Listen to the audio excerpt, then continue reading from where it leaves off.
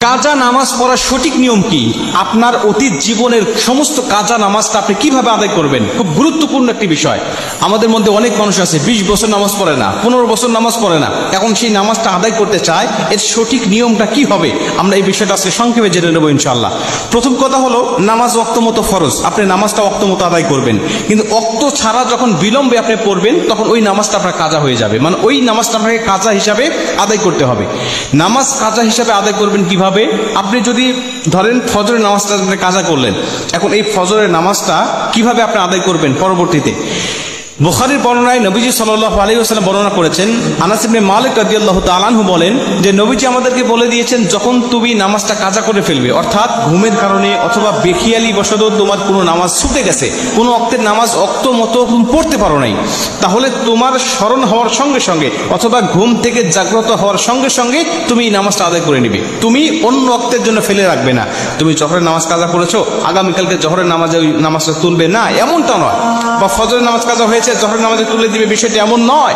যখন তোমার স্মরণ হবে ঠিক তখনই তোমাকে এই নামাজটা আদায় করতে হবে। কারণটা কি? কারণ হলো মানুষের হায়াত মউতের কথা আমরা কেউ জানি না।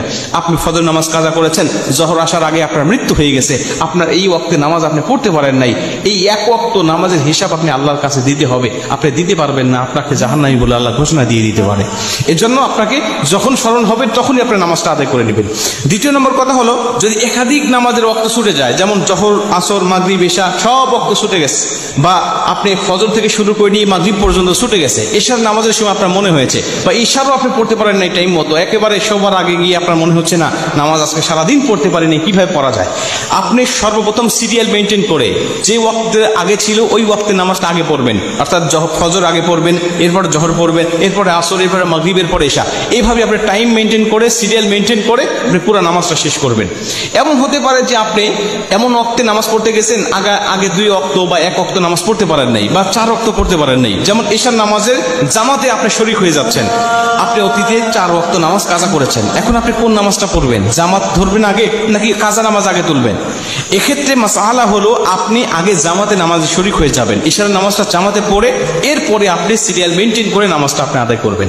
এটা হলো আপনার জন্য মাসআলা। কিন্তু এমন যদি হয় যে আপনি একেবারে 1 দিন 2 দিন নয়, 5 দিন 7 দিন নয়, একেবারে 5 বছর 10 বছর 20 বছর আপনি নামাজ পড়েন নাই, কিন্তু এখন আপনার ভিতরে এতটাই অনুশোচনা জেগেছে যে হারে আমি এতদিন কি করেছি, ভুল করেছি, ভুল পথে ছিলাম আমি, এখন কি করা যায়? তখন আপনি কি করবেন? আপনি আপনার জীবনের সমস্ত গুনাহের জন্য অনুতপ্ত হবেন, অনুশোচনার সাগরে নিজেকে ভাসিয়ে দিয়ে একটা খাঁটি তওবা করে নেবেন।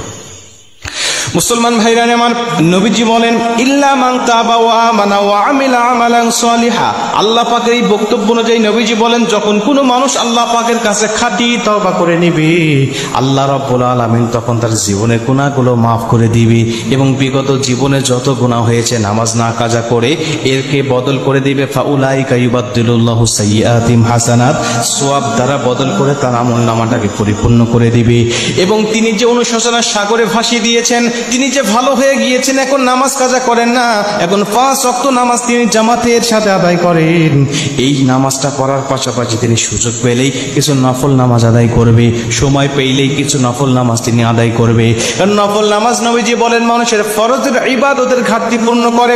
কিয়ামতের ময়দানে মানুষগুলো যখন ফরজ ইবাদতগুলো যখন মাপা হবে, এই ফরজ ইবাদতগুলো মাপতে গিয়ে যদি কম পড়ে যায়, আল্লাহ তখন বান্দাদেরকে, ফেরেশতাদেরকে বলবেন, ফেরেশতারা দেখো বান্দার নফল ইবাদতের পরিমাণটা কেমন আছে, বান্দার নফল ইবাদতগুলো ফরজের কাতারে তোমরা তুলে দাও, ফরজের দাড়ি পাল্লায় তোমরা তুলে দাও, আমি আল্লাহ রাব্বুল আলামিন বান্দার ওই নফলগুলোকে ফরজের ঘাটতি হিসাবে আমি আল্লাহ পাক ধরে নেব।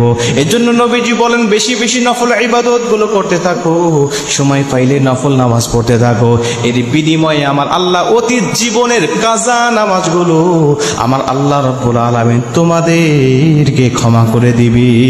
তবে তওবা করতে হবে, খাঁটি তওবা, যে তওবার মধ্যে কোনো ভেজাল নেই। মানে আপনি আর নামাজ কাজা করতে পারবেন না, আপনি যা করেছেন ভুল করেছেন, অনুশোচনার সাগরে নিজেকে ভাসিয়ে দিয়েছেন, এখন আপনি ভালো হয়ে নামাজটা কন্টিনিউ করেন, আপনি আর নামাজ কাজা করবেন না। আশা করা যায় আল্লাহ পাক আপনাকে ক্ষমা করবে। অতীত জীবনের নামাজ কাজার জন্য আল্লাহ আপনার কাছে হিসাব নেবেন না।